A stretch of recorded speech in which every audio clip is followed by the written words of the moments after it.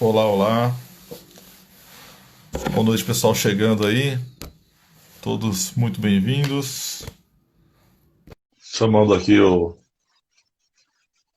Apóstolos. E aí? Boa noite. Boa noite, pessoal tá chegando. Boa noite, PC. Ué, cadê o chapéu, mano? Tudo bom? Tá Beleza. bom. Boa noite, Amaranta. Bom. Boa noite pra você também, Amaranta. Boa noite, pessoal que tá chegando aí. Vamos lá? Ué, Paulão, cadê o chapéu? Desistiu? Eu procurei passar um creminho no cabelo, dar um tapa na cabeleira, deixei o chapéu ali. Quiser, eu tenho uma máquina, cara. Você passa aqui de máscara, Ficou da eu hora dou. aí. Da hora. Ó, tá bom. Aí sim, hein? Beleza. Pessoal, boa noite aí para vocês. Obrigado por estarem conosco, com a gente aí mais um pouco, para a gente poder dividir um pouco do Evangelho. E o tema proposto para a gente discutir hoje, bater um papo, é quem é esse Jesus, né?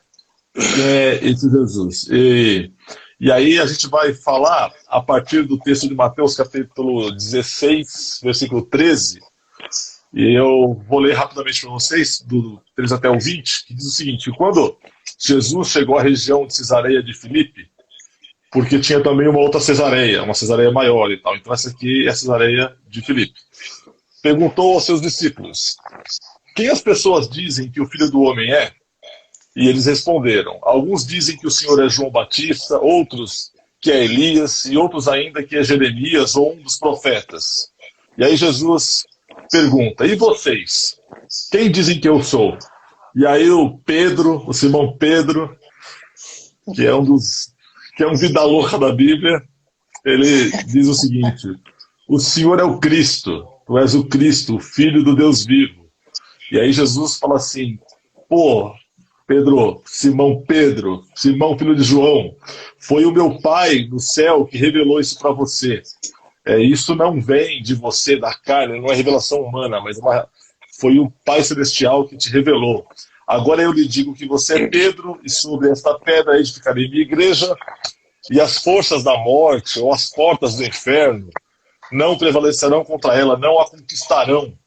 E eu lhes darei a chave do reino dos céus, e o que você ligar na terra será ligado no céu, e o que você desligar na terra será desligado no céu.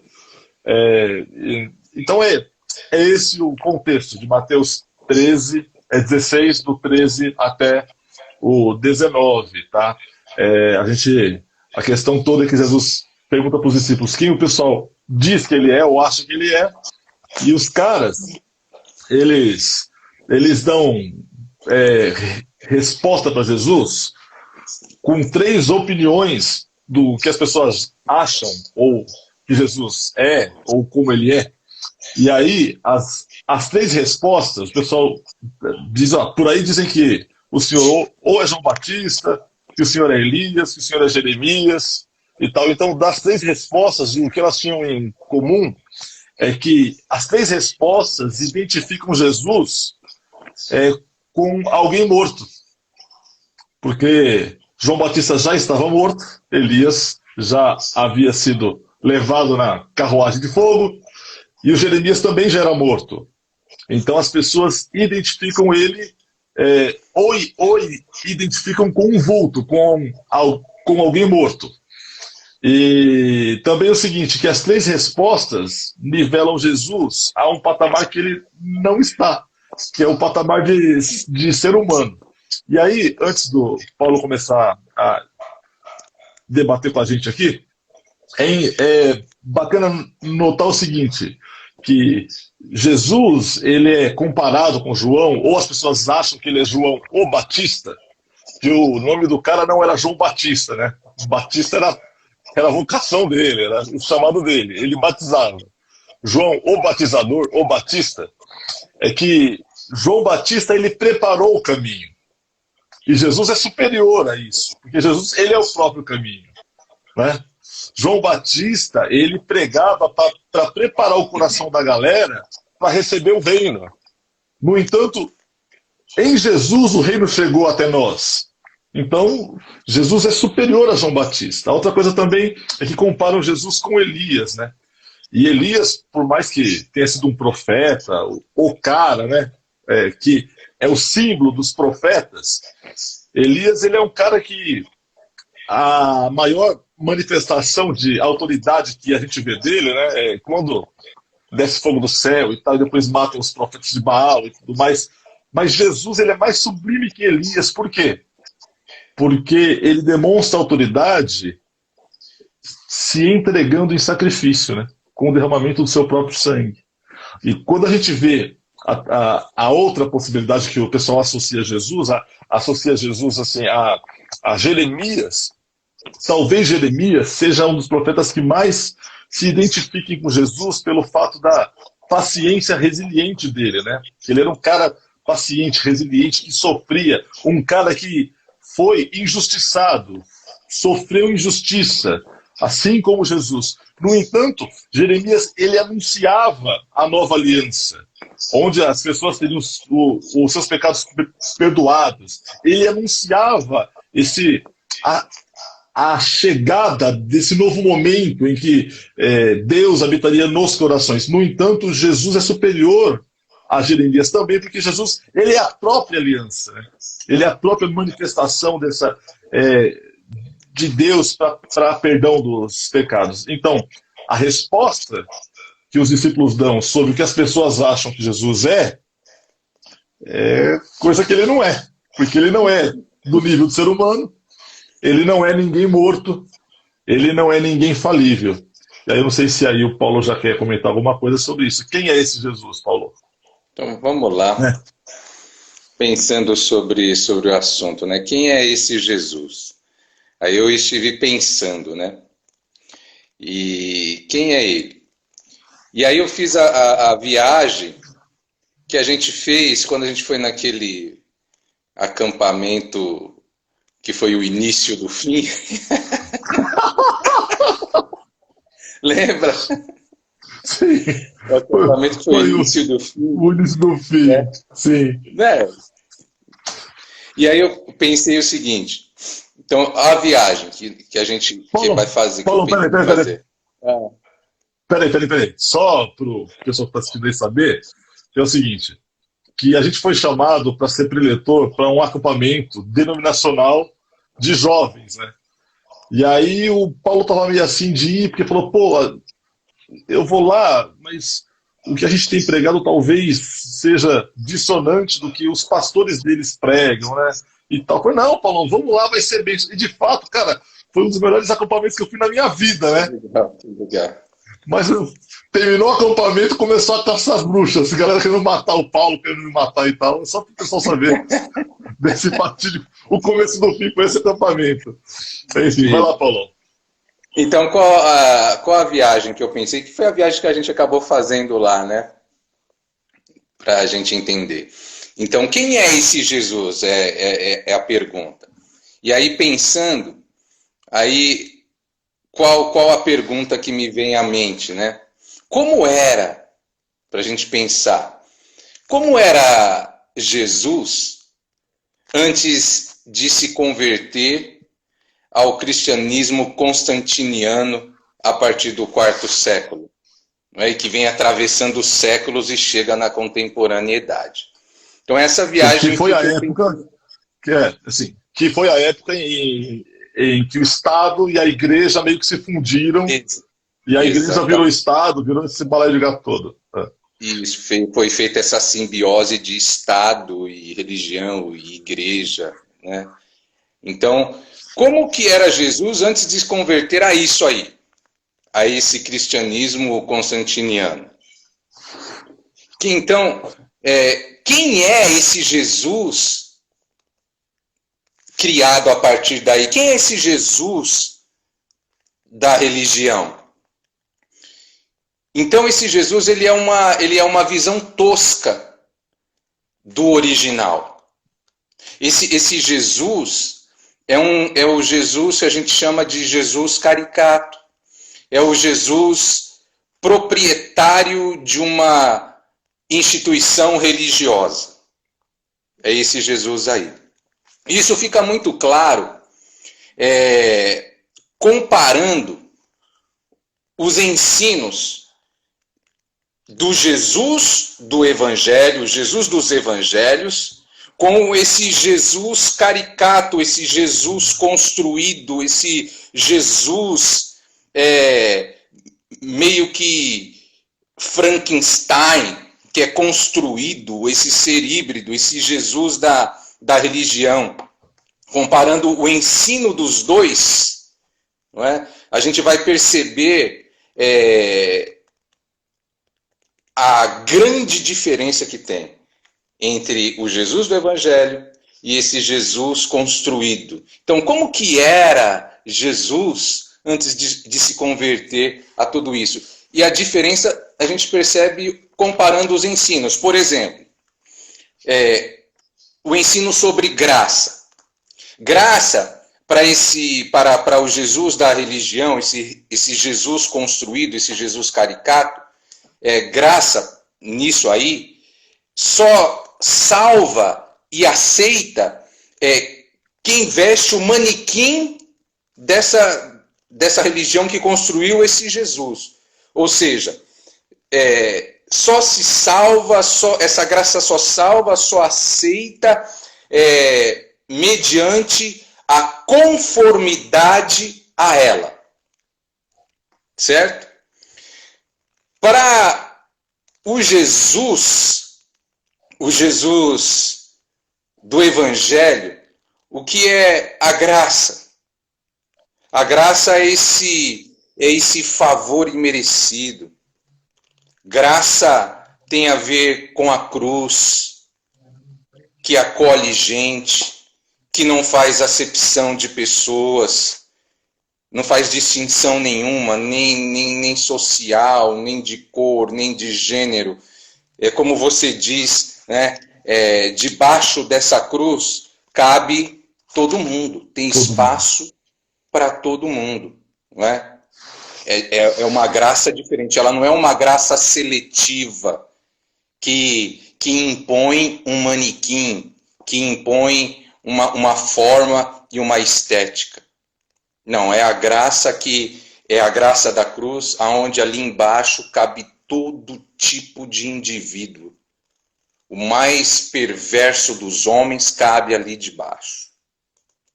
Então, a gente percebe essa diferença. Pode continuar? Você quer ir falando alguma coisa? Bora. Pode ir lá? Então, a gente está fazendo essa comparação dos ensinos para ver como que é esse Jesus antes de se converter a religião, né? O ensino sobre negar-se a si mesmo. Para o Jesus dessa religião, negar-se a si mesmo tem a ver com uma vida de ascetismo, uma vida de sacrificar, uma vida de sacrifício meritório. E para Jesus do Evangelho, o negar-se a si mesmo, né, o que ele ensina é totalmente o contrário. O negar-se a si mesmo no ensino do Jesus do Evangelho é deixar o quê? Esse sacrifício meritório. Esse negar-se a si mesmo é deixar esse sacrifício meritório de lado. Por quê?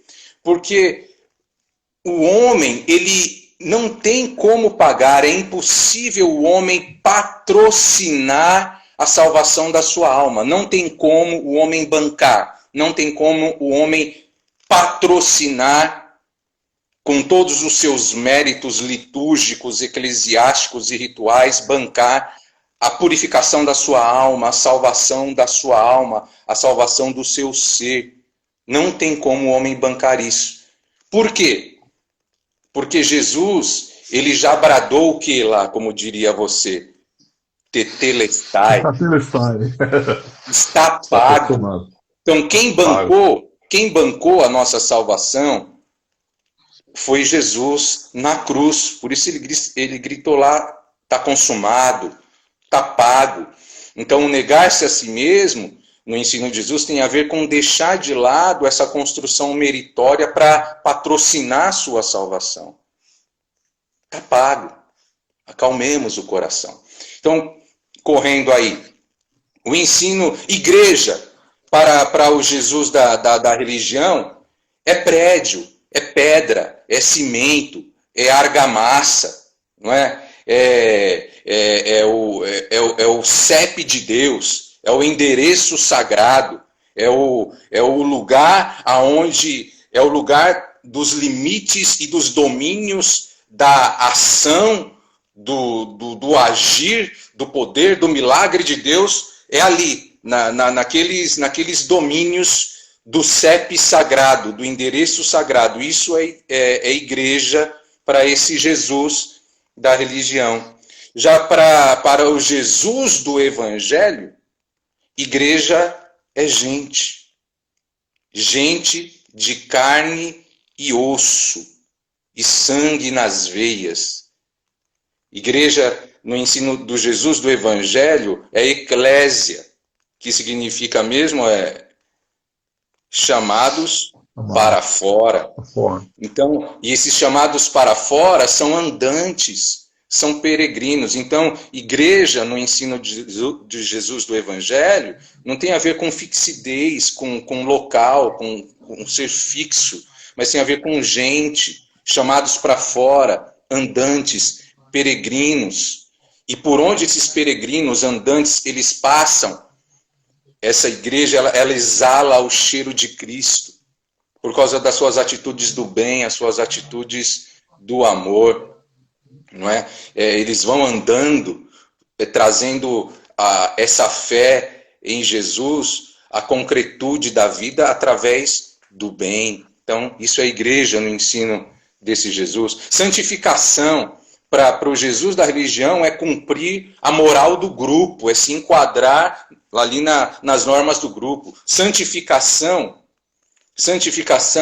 para o Jesus do Evangelho tem a ver com a entrega em amor. Não é isso? Entrega em amor.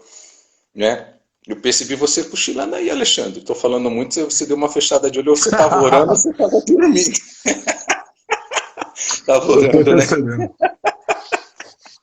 Só para terminar rapidinho e para finalizar, culto para esse Jesus aí da religião, desse Jesus caricato construído, o culto, ele só acontece no dia, no horário, no endereço, no prédio, né, que foi estabelecido, que foi determinado. O culto só acontece dentro de um formato, dentro de um padrão, dentro de uma liturgia. Para o Jesus do Evangelho, culto é a vida é culto, não é? Isso não tem formato, não tem forma. Por quê? Porque acontece em espírito e em verdade, e é ação concreta do bem no dia a dia, é ação concreta na vida do semelhante, na vida do outro. Para de falar, senão tu vai dormir aí. Então, não, maravilha. Essa diferença do Jesus, quem era Jesus antes de se converter a esse cristianismo constantiniano? É isso. Você sabe que eu ouvi o Ed René falando, eu ouvi hoje ele dizendo o seguinte, sobre o Jesus, né? Porque o papo dele era com o Pondé, era um papo dele com o Pondé, aí falando sobre a visão distorcida do Deus, né, que a religião criou. E aí o Pondé, que não é cristão, disse assim, mas isso é culpa de vocês. Porque os judeus apresentaram para nós o Deus soberano, criador poderoso, de quem se teme, E aí vocês cristãos apresentaram o Jesus que é amor. E aí o Ed responde para ele o seguinte, eu até escrevi, tá? Ele diz assim, que o Jesus do Evangelho, esse Jesus a quem Pedro diz, tu és o Cristo, o Filho do Deus vivo, ele é o Jesus que veio não para condenar, mas ele veio para salvar. Aí ele diz, entre matar e morrer, esse Jesus escolhe morrer pelo próximo. Porque assim, a gente, vamos lá, é digno de cruz, nós, todos nós. Entre a gente morrer na cruz e ele morrer por nós, ele optou por morrer por nós. Aí ele diz, entre julgar e condenar, Jesus decidiu redimir. Olha que fantástico, né? Entre julgar e condenar, ele opta por redimir. Entre impor a condenação sobre a criação, sobre o pessoal sobre os pecadores, ele impôs o ônus da liberdade humana contra si mesmo. Aí ele conclui: esse Jesus do Evangelho, o Jesus do Cristo, ele se esvaziou, se diminuiu e sofreu, porque Deus é amor. Eu achei isso fantástico. Eu achei isso muito bacana. Ah, e uma coisa também é o seguinte, Paulo, que eu fiquei refletindo a partir daquele texto. Que assim, como que se chega nesse Jesus caricato? Nesse Jesus que habita em tempos de mãos humanas, feitos por mãos humanas. Esse Jesus que muitas vezes a palavra dele é usada para defender discriminação, misoginia, homofobia, defender até crimes, né? Então, assim, como que se criou esse Jesus? Porque faltou àqueles que seguem, ou falta àqueles que seguem esse Jesus criado pós-Constantino, que a religião construiu, uma relação pessoal com Cristo. Uma relação pessoal com ele, porque Pedro, ele respondeu dizendo que ele é o Cristo, o Filho do Deus vivo, porque o Pedro, ele caminhava com Jesus e via a manifestação de Deus com Jesus. E aqueles que estavam longe de Jesus achavam que ele era uma coisa que ele não é. Ou seja, quanto mais longe nós estamos de Jesus, mais propensos nós estamos a criar uma imagem dele que ele não é. Então, esse Jesus criado pela religião, esse Jesus que lida com mérito, com merecimento, com esforço humano, que lida com exterioridades, esse Jesus foi construído por quem não está perto. Porque quem está perto descobre o que Pedro descobriu. E aí você pode falar assim, pô, mas, cara, o Pedro, a gente até comentou essa semana, que o Pedro, ele era pescador, ele era bruto, ele era inconstante, ele era boca suja. Nesse texto que nós lemos, Pedro, ele é elogiado por Jesus pela afirmação, só que uns versículos para frente, ele toma um pedala Robinho de Jesus. Ele tomou uma ré da Satanás. Então Pedro é esse cara que tem altos e baixos. Mesmo assim, a proximidade com Jesus é que faz a gente conhecer quem de fato ele é. De longe, a gente constrói um Jesus que não existe, né? E a gente compra um Jesus que não existe, mas de perto a gente vê quem ele é. Por isso que o salmista diz assim: ó, provai e vede que o Senhor é bom, feliz é o homem que nele confia. A Cassiana comenta aqui: essas lives têm nos ajudado no processo de desconstrução do Jesus que sempre foi enfiado goela abaixo. Que bom, é a confirmação do que eu já vinha no caminho certo. Assim, a ideia é apresentar o evangelho. Então, Cassiana, veja, o Jesus que se tinha na sociedade da época, diziam que ele era o Elias, que ele era o João Batista, que ele era o Jeremias ou um outro profeta. E o conhecimento do Jesus desconstruiu o conceito errado de Jesus que existia. Então, quanto mais nos aproximamos da palavra e de Jesus, quanto mais a gente tem a visão correta de quem ele é. E desconstrói esse Jesus caricato da religião. Jesus é muito melhor que isso, é muito maior que isso. Paulão, a outra coisa assim, que eu queria que você comentasse também é que esse Jesus maravilhoso, esse Jesus amoroso, que não leva em conta meritocracia, exterioridade, o esforço humano, que pagou na cruz, a gente só conhece ele realmente quando a gente faz como o Pedro fez, que é reconhecer o nosso tamanho diante dele. Porque o primeiro contato, assim, quando Pedro vê Jesus se manifestando no poder, o que ele fala? Se afasta de mim, por favor, que eu não mereço estar na tua presença, eu sou pecador. Então, enquanto a gente não se reconhece como pecador diante dele, a gente não conhece a profundidade da sua graça. Você quer comentar algo sobre isso? Ricardinho, mestre.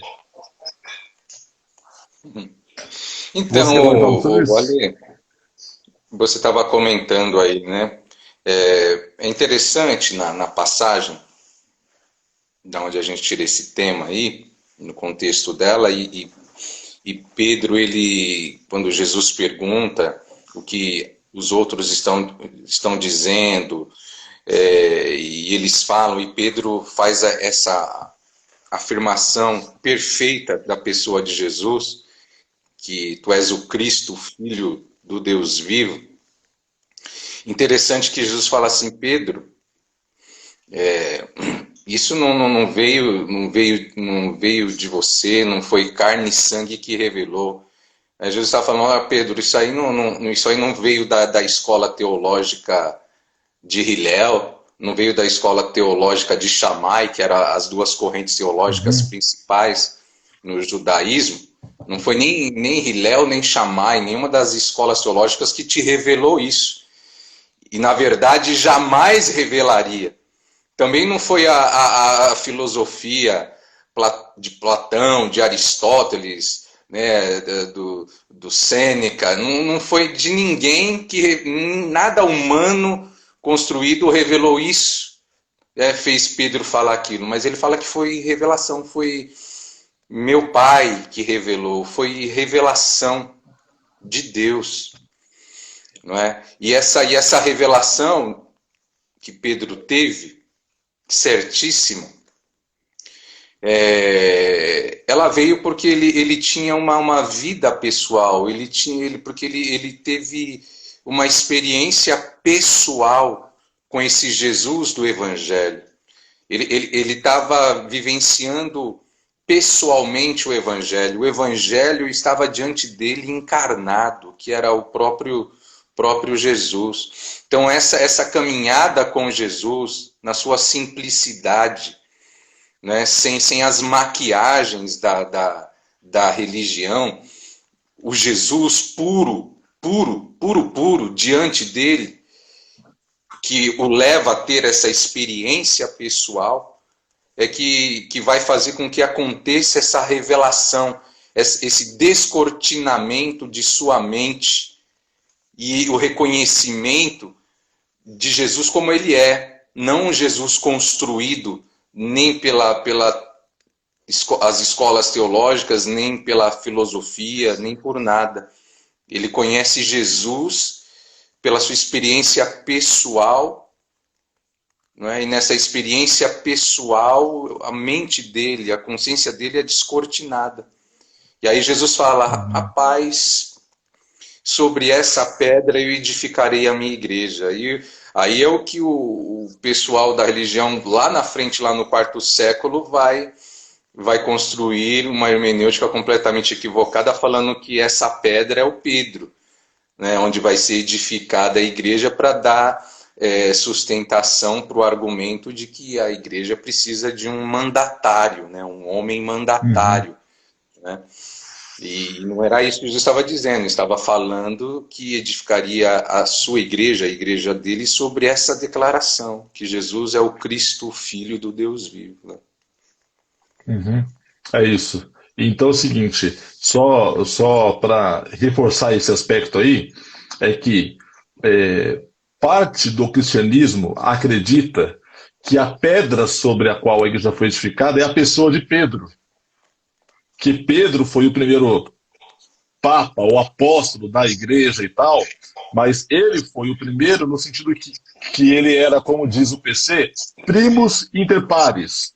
Ele era o primeiro de muitos, mas não que ele era o único, porque a igreja não foi edificada sobre o Pedro, foi edificada sobre a expressão de fé, sobre a declaração de que Jesus é o Cristo, o Filho do Deus vivo. Então, o que caracteriza uma igreja de fato cristã, verdadeiramente cristã, uma igreja de Jesus Cristo? Aquela que na sua profissão de fé e na sua prática diária reconhece Jesus Cristo como Senhor. Né? E aí cabe até um parêntese do modo seguinte, como que nós, cristãos brasileiros, ou os evangélicos brasileiros, declaram Jesus como Salvador, ou seja, o Jesus que faz por mim, mas na prática não vive sob a palavra do Jesus Senhor. Entendeu? Assim, Jesus é meu salvador. Ele me salvou, me redimiu, ele me cura, ele me liberta, ele e tal. Mas quando fala assim que ele é o Senhor e a ele eu devo a submissão, assim como Pedro fez, aí não, peraí. Se meter na minha vida, aí já é demais. Porque se Jesus é Senhor das nossas vidas, a gente se submete graciosamente, voluntariamente à vontade dele. Então, o que caracteriza um cristão de verdade é se submeter a Jesus como Senhor. É buscar cada dia se parecer com Jesus. E o que caracteriza uma igreja verdadeiramente cristã é o foco da missão, a essência do seu ministério, a sua prática diária, declarando, denunciando que Jesus de fato é o Senhor, o Cristo do Deus vivo, e não o pastor, o líder, o apóstolo, o papa, o bispo, seja lá quem for, e sim Jesus. Paulão, uma outra coisa assim que eu queria discutir com... Aí, pessoal, o pessoal que quiser comentar, pode comentar aí, mandar pergunta, pode mandar também, que eu passo tudo pro Paulo. Que é o seguinte, quem Jesus é para nós influencia diretamente o modo como nós vivemos a partir da experiência com ele. Ou seja, se na minha prática, após a experiência, eu não demonstro o desejo de se parecer com ele, então ele é para mim o que era para aqueles caras, ou o que é para a religião.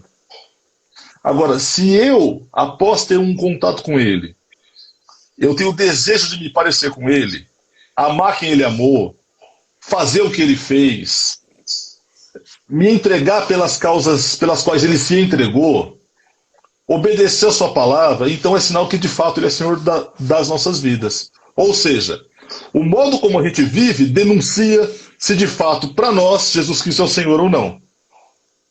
Ou se é só da boca para fora. Você concorda com isso ou não, Paulo César da Silva Saura? Concordo, e é fato. Quando no Novo Testamento, o pessoal, os nossos irmãos ali do primeiro século, que tiveram essa experiência pessoal com o Jesus do Evangelho, como o Cristo, o Filho do Deus vivo, eles reconheciam e chamavam Jesus de Senhor. E é interessante a gente observar o seguinte, hoje, quando se fala Senhor, usa Senhor como uma forma de tratamento e de respeito, né? Nós estamos distante do século I. Mas quando se dizia que Jesus era Senhor, o termo, Kyrios, como dizia você, é o termo grego Kyrios. Não é isso?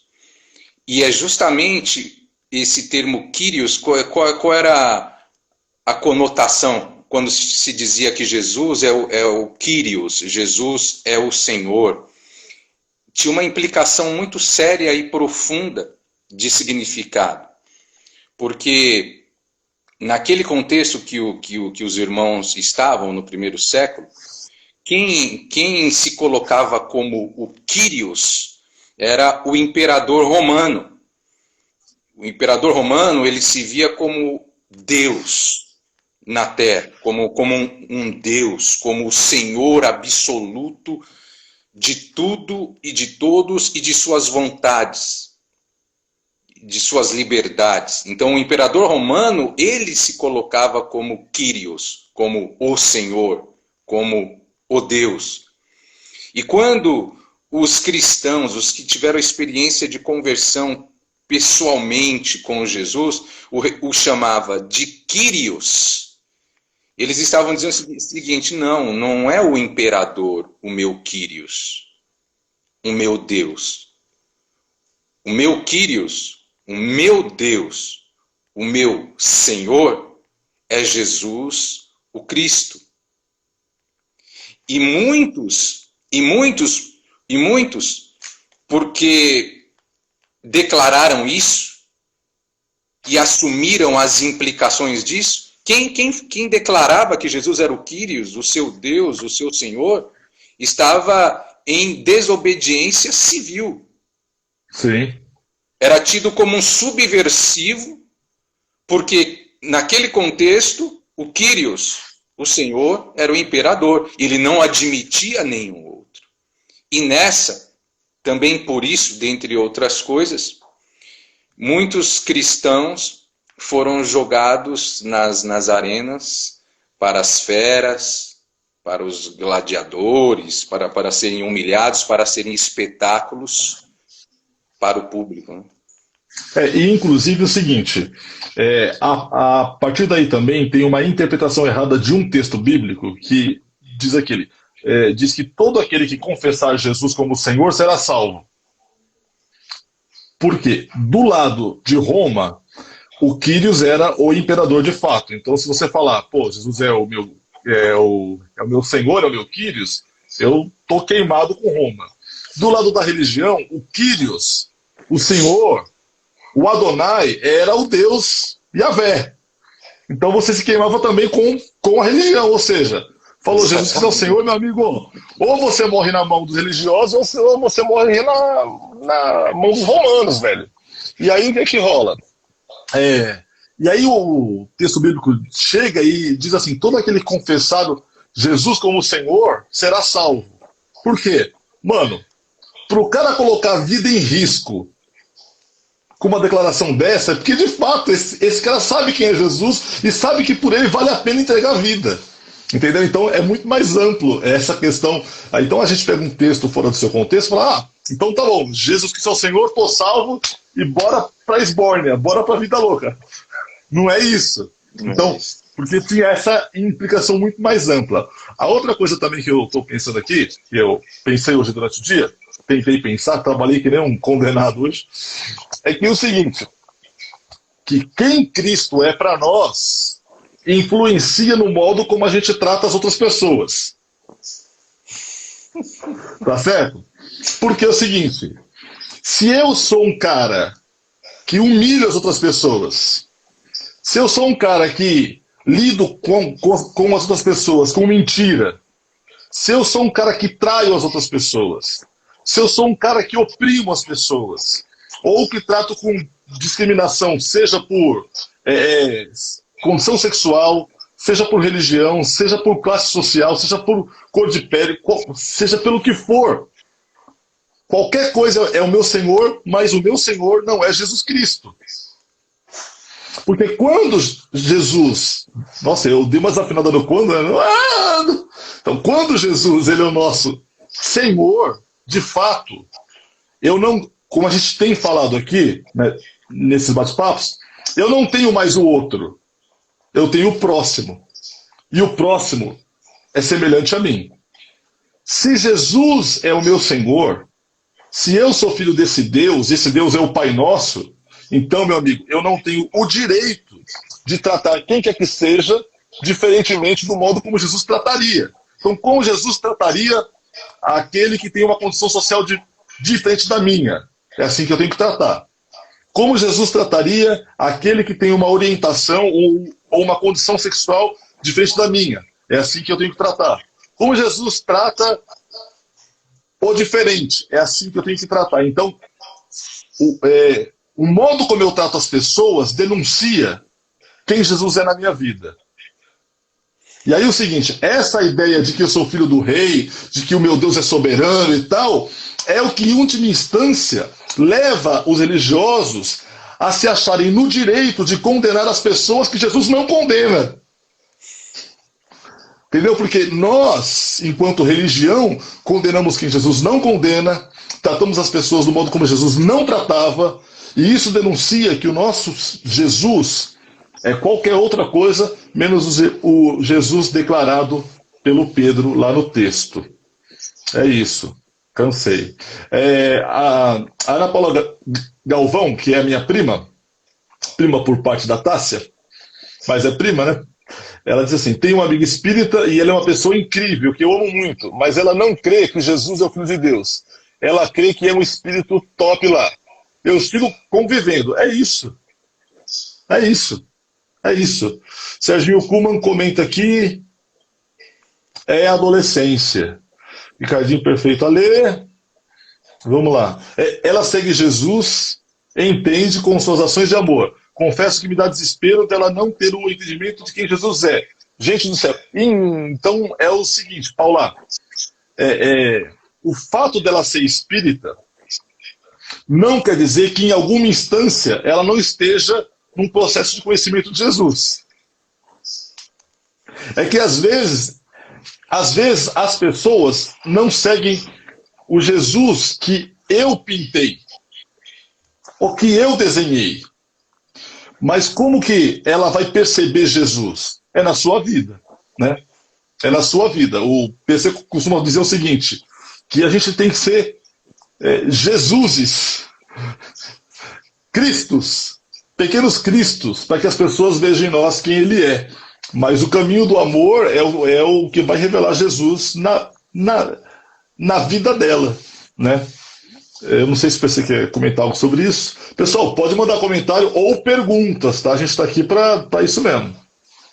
É que às vezes a gente acha que confessar Jesus é ter aquela confissão ortodoxa de quem ele é, né? Teológica, certinha, não é? Mas confessar Jesus diante dos homens tem a ver com confessar Jesus com as ações de Jesus. Quer um exemplo? Não é? Às vezes a pessoa ela não tem a informação ainda, mas ela tem a atitude de confissão. Por exemplo, o texto de Mateus 7, 20, 21, 22 ali, que Jesus faz aquele insight escatológico, que ele fala, olha, nem todo que me diz Senhor, Senhor entrará no reino dos céus. Não é? Nem todo que me diz Senhor, naquele dia, muitos me dirão, mas Senhor, Senhor, em teu nome nós expulsamos demônios, fizemos milagres, sapateamos, falamos língua estranha, expulsamos legião, espalhamos teu nome na missão, nos 4 cantos da terra. E Jesus fala, eu não conheço vocês. Ali quando diz que Jesus está falando que muitos dirão Senhor, Senhor, ali é uma confissão ortodoxa teológica correta. Eles estão afirmando, eles têm a informação correta de quem é Jesus. É uma confissão teológica ortodoxa correta. Ok? Mas eles não têm uma confissão de vida, de praxis. E é isso que importa. Aí tem um outro trecho lá em Mateus 25, também já um texto escatológico, que Jesus chega para um grupo e fala assim, vinde benditos do meu Pai, para o reino que está preparado para vocês desde antes da fundação do mundo. Porque eu tive fome, vocês me deram de comer, sede, me deram de beber, estava nu, vocês me vestiram, eu era estrangeiro, vocês me acolheram, eu estava doente, vocês me visitaram. E esse grupo fala, não, quando a gente fez isso para o Senhor? Então é um grupo que não tem uma confissão teológica ortodoxa, mas tem a confissão de atos de vida. Então às vezes a gente acha que se confessar é ter uma declaração ortodoxa teológica. Só que muitas vezes o Evangelho mostra que essa confissão tem mais a ver com essa confissão de vida, de atitude, de estender a mão. É isso. Né? É isso. Agora, essa questão, que ela seja evangelho, porque se ela está vendo confissão de evangelho na vida dessa pessoa, que ela seja luz e evangelho diante dessa pessoa. Não é? É isso, é isso. Bom, o Marcão, professor de história, falando que tá tendo uma aula de história aqui, das boas. Marcão, isso aí é coisa sua e do PC. Eu sou estagiário aqui, bora lá.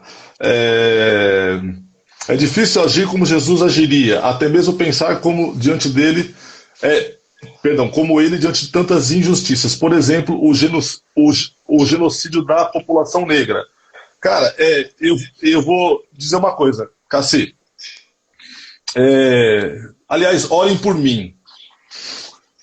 Porque uma das poucas coisas que desperta ódio no meu coração é essa questão do racismo.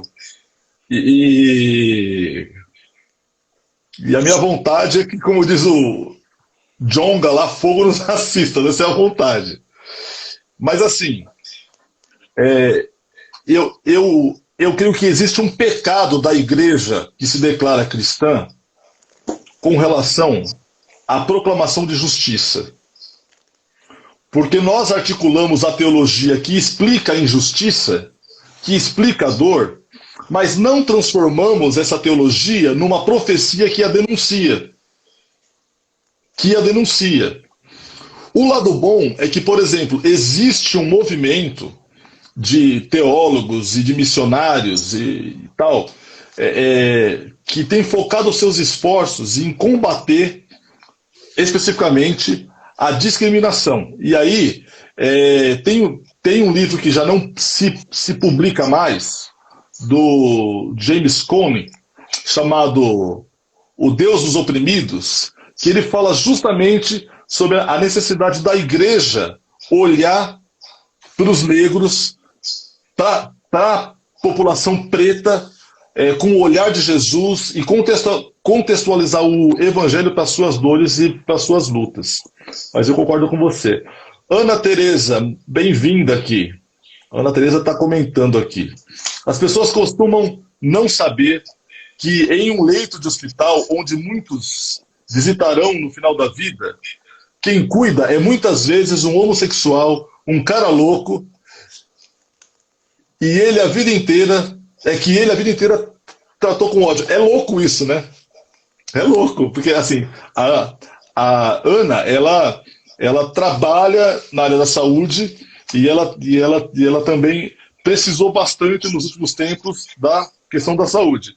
E aí vai lá o cara que é homofóbico, que rejeita as pessoas pela religião diferente, e na hora do leito da morte, quem vai cuidar é o gay, é o da Umbanda, é o espírita e tal. E a gente vai ver que está na mão de gente, e Deus usa esse pessoal para cuidar. Deus usa. Entendeu? Por exemplo, eu quero tentar falar com cuidado para que não se entenda errado. A manifestação de Deus não está restrita aos evangélicos. Ponto. Não está. Eu abri aqui um texto de Malaquias, capítulo 1, versículo 11. É Antigo Testamento, foge do texto que a gente leu, mas é que Deus está dizendo o seguinte para os evangélicos lá da época: o culto de vocês não me serve. E aí ele fala, sabe o quê? Contudo, versículo 11, o meu nome é honrado de manhã até a noite por pessoas de outras nações. Em todo mundo oferecem incenso e sacrifícios puros em minha honra, pois meu nome é grande entre as nações. O que está rolando aqui é que enquanto os judeus achavam que só eles detinham a graça, o poder e a manifestação de Deus dizendo assim, tem gente que vocês chamam de gentios que está me adorando. Tem gente fora do arraial dessa religião institucionalizada e que eu desprezo que está me servindo. Então, Deus não usa só... boa, Serginho, a parábola do samaritano, que a gente tratou aqui na semana retrasada, eu acho. Não tem crente no hospital. Eles não são cuidados. Deus usa eles com um amor que não vejo no cristão. E dói para nós. É osso. Cara, Paulo, eu lembro que quando o Drauzio Varela foi lá no presídio e abraçou aquela pessoa trans que estava presa, e depois deu um bafafá lascado, porque o crime dela era... Ela tinha estuprado e matado uma criança, enfim, e está lá pagando por isso. Mas você foi até criticado, né? Porque você falou assim, que o Drauzio, quando olhou o coração daquela mulher trans, e o Drauzio falou, saudade, né, minha filha? E vai e abraça. Você falou que ali ele foi Jesus. Você quer falar um pouco sobre isso? Você É, falou, ele agiu como Jesus agiria. é verdade. Ele já pensou Jesus na cruz dizendo pro criminoso que estava ao lado dele, que falou: lembra-te de mim quando entrares no teu reino. E Jesus fosse falar para ele: tá louco, hein? Que crime? Deixa eu puxar aqui quais foram os crimes, o seu crime. Puxar sua capivara. Deixa eu puxar a sua capivara. Não é? Então nós somos chamados a sermos evangelhos vivos, encarnados. O evangelho não é letra num papel impresso. O evangelho não é na tela do celular. O chamado para os discípulos de Jesus é se tornar evangelho de carne e osso. O evangelho segundo Alexandre, o evangelho segundo o PC.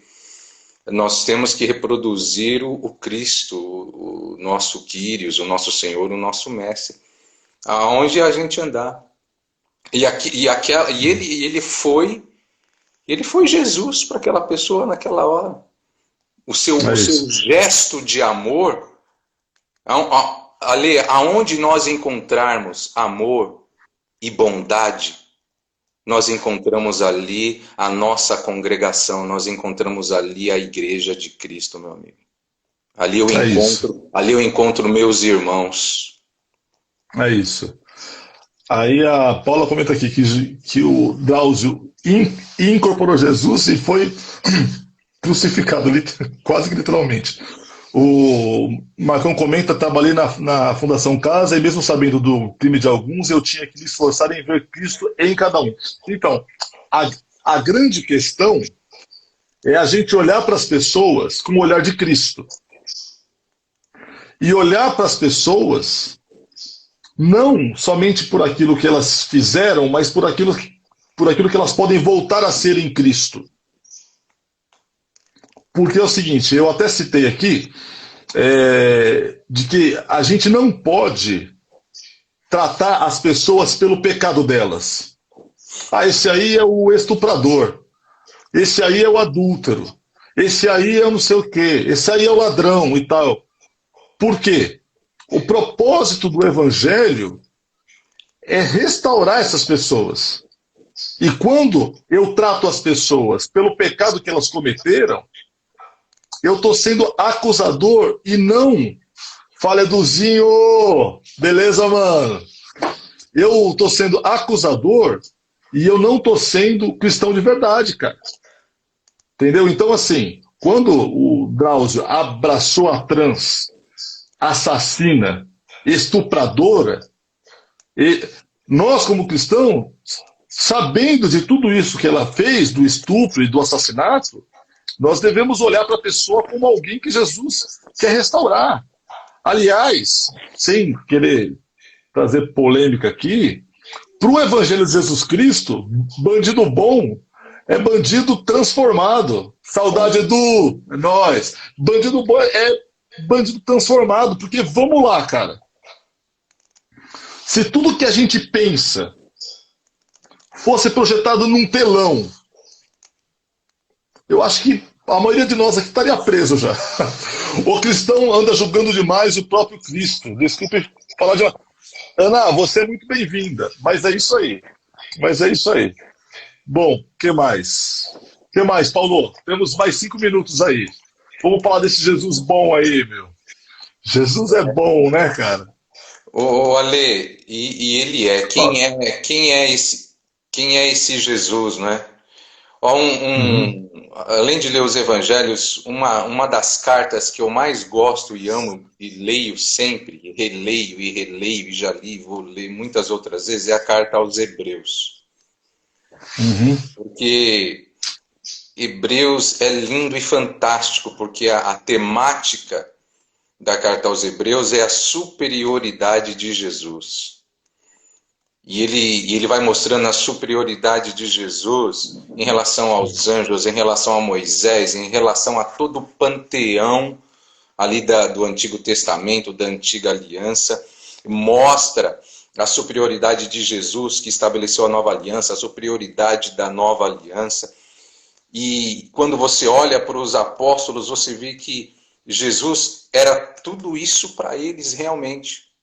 E que Jesus, a gente precisa entender que Jesus não é mais um na Bíblia. Jesus não é mais um na Bíblia. Jesus não é mais um no panteão de heróis da fé. Ele não é.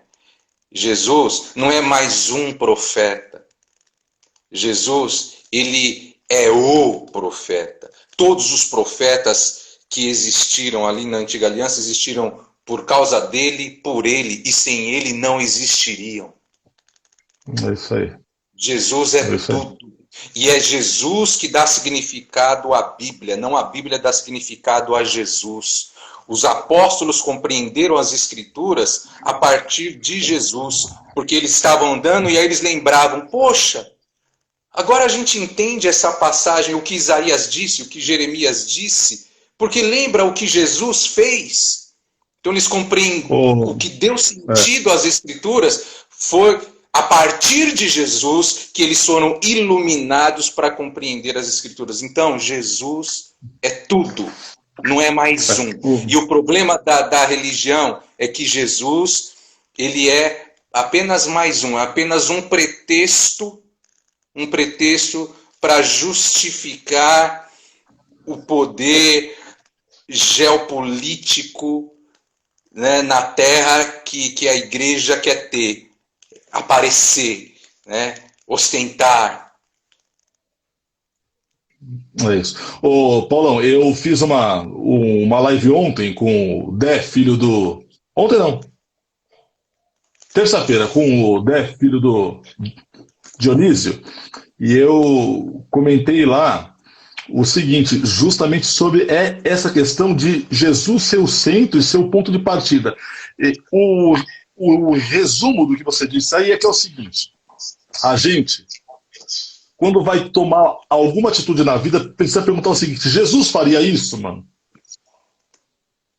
Se ele não faria, não faz, entendeu? Então, assim, a gente tem que se perguntar isso. Jesus faria isso? Tomaria tal decisão? Faria tal coisa? Bom, o Serginho comenta aqui de 2 livros que impactaram ele bastante. Em 6 Passos que faria Jesus, do Paulo Brabo, e Deus Não é Cristão, do Desmond Tutu. Aí o Clóis entrou aqui. Fala, tem um amigo meu que está com a gente aqui, trabalha comigo, esse safado, assim, quando tem live de Sandy Júnior, ficam rolando comentários, né? Aí ele fica comentando lá, não vai chorar, hein, Milá? Fica me zoando, tira print e botar pra geral. Daqui a pouco eu começo a zoar. Aí o Marcão, recebi muitas críticas e ao final do ano renovei o contrato, não renovei o contrato porque não me moldava ao sistema. Eu vou dizer uma coisa, Marcão, seguir Jesus é se desenquadrar de muito sistema. Amaranta, meu pai disse que se Jesus voltasse nos dias de hoje, muitas igrejas evangélicas iam querer sua morte. É lógico. Assim, o Tiago tá certo, Amaranta, porque assim, se fosse hoje, as igrejas que se dizem cristãs iam crucificar Jesus. Você acha que não? Na hora que ele falasse assim, ó, trata bem a prostituta aí, tá ok? Ama o homossexual aí. Bandido bom é bandido restaurado, é bandido que convertido, que muda de vida, que vai estudar, que vai trabalhar, porque a Bíblia diz, aquele que mentia não mente mais, aquele que roubava não roube mais. Os caras vão descer um sarrafo nele, velho. Só mais um segundo, Paulo, deixa eu só ler também aqui. Vai lá, manda se o povo entendesse e vivesse misericórdia, aquele não sacrifício, já seria meio caminho andado. É isso. Isso aí mesmo, Ricardinho. Bom, sem justificar o ego da fé, eis um grande divisor, o Moretti comenta aqui, eis um grande divisor prático. Jesus faria isso? É isso mesmo. Cara, pra mim é uma régua, entendeu, Moretti? Porque assim, ó, Jesus, ele é o centro da história, ele é o centro das Escrituras, como Paulo diz. As Escrituras apontam para Jesus e a gente tem que ler através dele. E ele é o nosso padrão ético, padrão de vida. E a gente tem que tentar se parecer com ele, cara. É isso, ele faria, então não faço. Tá certo? Ele odiaria as pessoas então também não vou odiar. Ele seria misógino, então também não vou ser.